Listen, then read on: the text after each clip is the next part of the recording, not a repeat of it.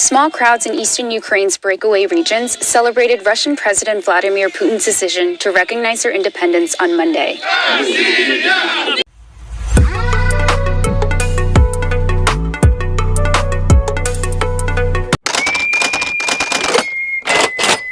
To recognize these territories, which are on Ukraine's side of the border, as Russian territories, that gives him a pretext to send in troops, because the pro-Russian authorities in these two areas say that they feel like they're under threat from the Kiev government, and can Russia please protect them? Western authorities say Russia has massed as many as 190,000 troops around Ukraine. Now, Putin has ordered what he calls peacekeeping forces to enter the breakaway regions, in response to what the Kremlin says is aggression by Ukrainian forces. Tanks were photographed in the city of Donetsk, and witnesses said Russian military vehicles poured in early Tuesday. Local authorities didn't immediately confirm the arrival of Russian troops.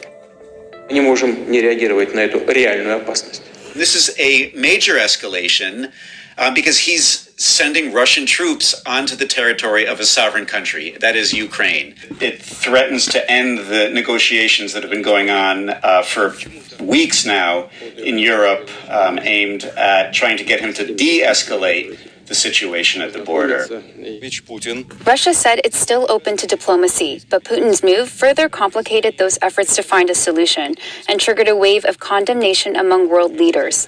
This is plainly in breach of international law. Russia should step back. Ukrainian President Vladimir Zelensky discussed the crisis with President Biden and addressed the nation. Ми нічого і нікого не боїмось. І ми нічого і нікому не віддамо.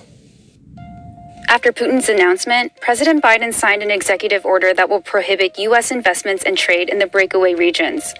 So this is not the big salvo of sanctions that the U.S. and Europe have been promising. Those could still come.